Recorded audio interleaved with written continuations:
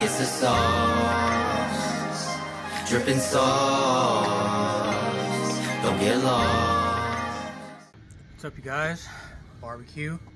I haven't uploaded a video in a while.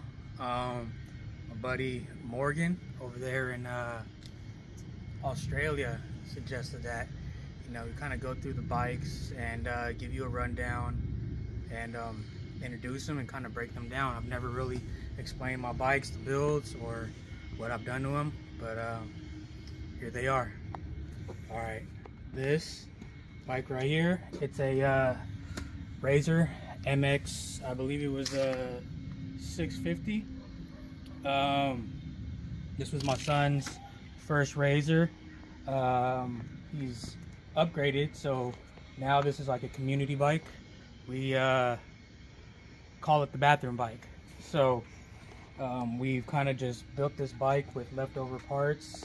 We're running a MY 1020 motor that I got from Electron Co. Stock sprocket, stock chain. We're running the E-Box 60 volt battery. It's connected to a Flipski 75-200 Pro V2 running Vesk. All my bikes, every single bike, it's being ran through Vesk. I'm kind of biased, but I like using Vesk.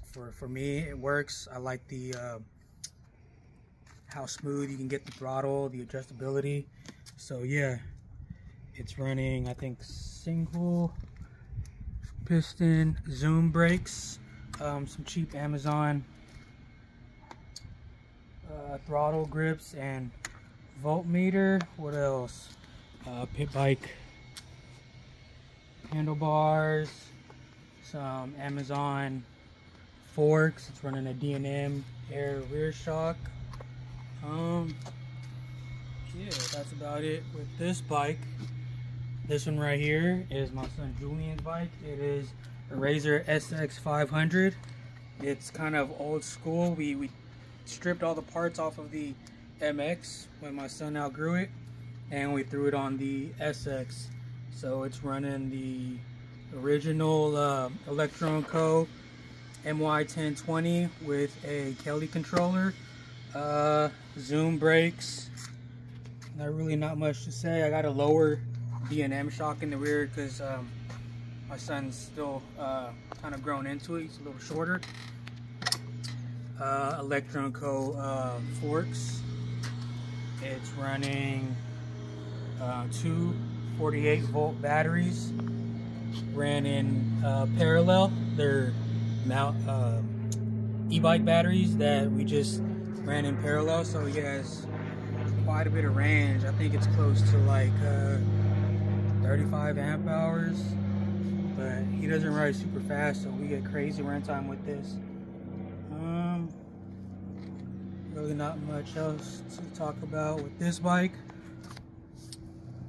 This is my son Gavin's bike, which he upgraded when he grew out of the MX. It is an E-Box 2.0 with a 72 volt Amorge battery running Lycan cells. It was, you know, good price. They seem to pack a good punch. Gets decent runtime out of it. You can run a lot of amps. He's running the same Flipski 75-200 Pro V2. I think he's pushing like 80 amps through it. I think we're getting close to like 10 kilowatts, if I remember. I don't know the exact number, but it's powering a QS90R from Econic Cycle. You can get a motor mount from Mighty E out in the UK, but I didn't want to wait, so I just grabbed some steel 1/8 inch, 3 inch wide, welded it to the bottom of the swing arm. Went with a number 35 chain. I believe we're running a 1160 sprocket setup, and he's getting around 55 to 60 miles per hour. I actually had to get a bigger sprocket because we were running 55 tooth in the rear, and not GPS verified, but through VESC it was telling me 65 and it was still pulling. And on this small of a bike, it was it felt kind of sketch. So we wanted a little bit more bottom end torque, and we went with the 60 tooth. Got a little 12 volt buck converter for some accessories, lights. He's running full pit bike brakes. This originally was a kit from, was it Ride or Die? I believe it was Ride or Die for a Razor, but I just had to kind of modify the bracket to get it to fit on this. And we also did the same with the rear, so full moto brakes.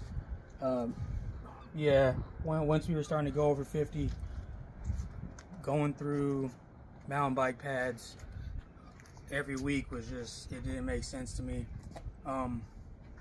Custom graphics kit from Christian Castro. If you're in the Razor community, you know him. He's the graphics guy. We sent him some OEM graphics for the e-box, and now he has the scan and the dimensions. So if you need graphics, hit him up. Moving on to the Bomb Moto B2 graphics by Christian Castro once again. Initially I had got this for myself. It's fast. It's running a 96 volt Amorge battery with a Molicel P42A pack. It's pushing about 20 kilowatts. It is being powered by a 3-Schul CL350. I think we're running about 250 phase amps, if I'm not mistaken, around there. Maybe 300, I'm not exactly sure off the top of my head. But what are we running? We're running, I believe, 150 line amps at 96 volt. In a long stretch, not GPS verified, but on VESC tool, it's hitting 70 miles per hour.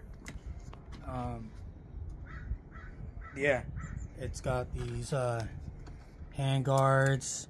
These are actually a really good brake upgrade from Amazon. They're the MZS master cylinders. We also converted it to a left-hand rear brake. We got rid of the foot brake. It's just something I'm accustomed to. We have a dirt setup for it, tire-wise. Still got the mullet, but when we're on the street, I got these 12-inch Supermotos. I don't know, I prefer 12s. I just like the way it feels. It's a lot more playful, and yeah, it's what the racing class for an 85cc is. And the plan is to be taking this to a kart track, get on the track, and let him get some track time in. What else can I say about this?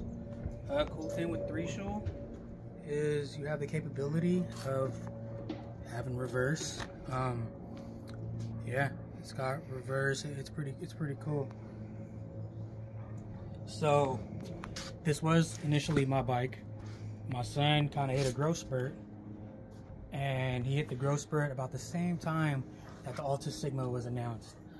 So that was easy enough for me to just say, looks like you got a new bike, and went ahead and pre-ordered the Alta Sigma, which is going to be mine.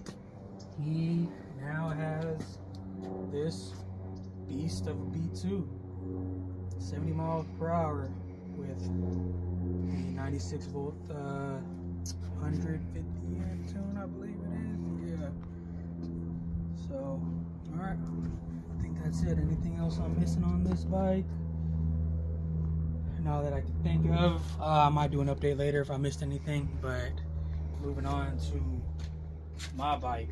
So I pre-ordered that B2, but I'm very impatient. So I went ahead and found this Tao DBX1 basically for free. Didn't run, and my goal was to basically, well, it started, but it ran like shit. My goal was I was going to convert it, throw a QS 138 70H V3 on it, So any of these Chinese pit bikes that run the horizontal, like Honda clones, I think they're 100cc, 125s, 140s. The QS70H V3 is a direct bolt-on. It bolts onto the original motor mounts, and it's a good starting point. So you don't really have to do too much. You just have to find battery location and get the electronics and get it tuned. This is still temporary. Right now I'm just using ratchet straps. The plan is to have a latch, like a buckle system, a bottom steel tray that I can change the battery out, and it'll have buckles. I just haven't done that yet. So it's a QS138 96 volt Moly cell P45B pack from Amorge. I'm pushing 200 amps at 96 volt to the motor. It's running a 3-Schul CL700, running 500 phase amps. I think on the first initial run it's hitting 27 or 28 kilowatts, right around there.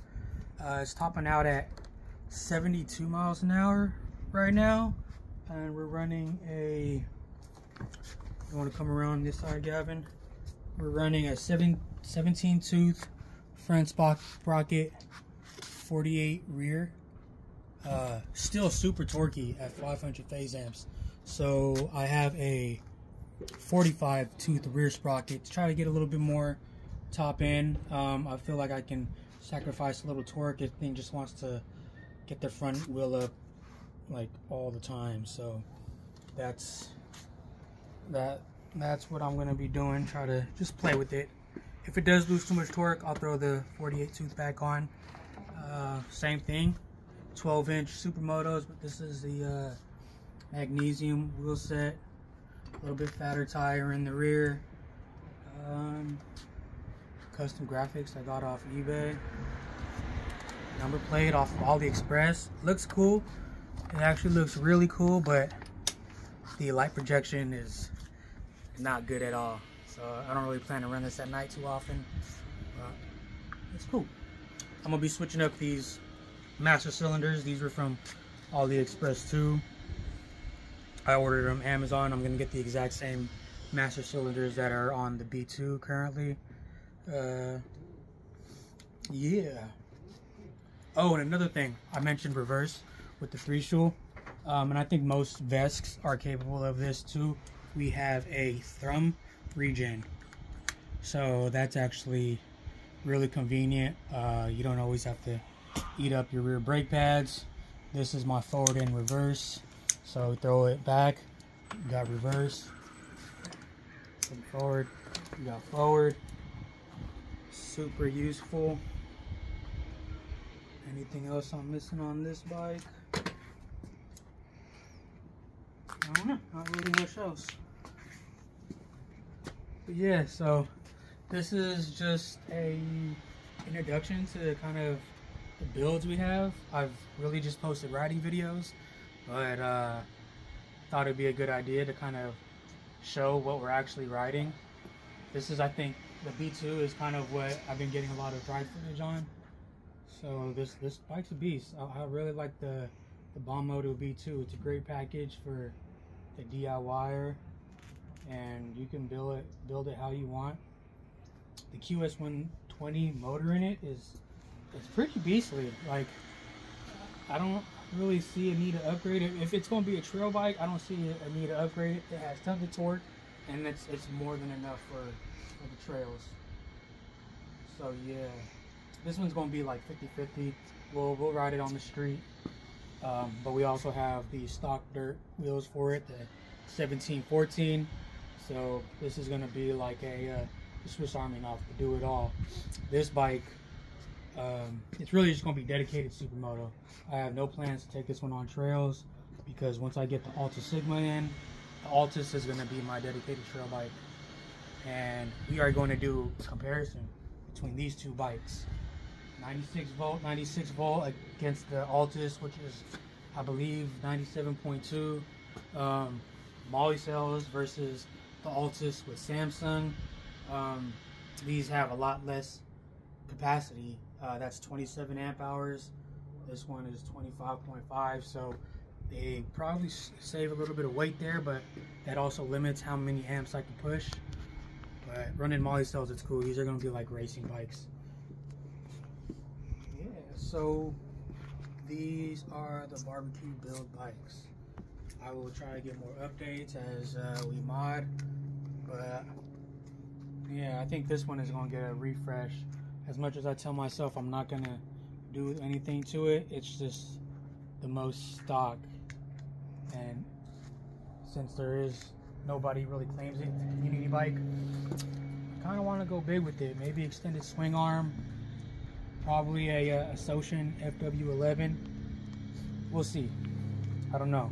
Just kind of everything is money prohibited. So yeah, thank you guys for checking out the bikes. You guys have a good one.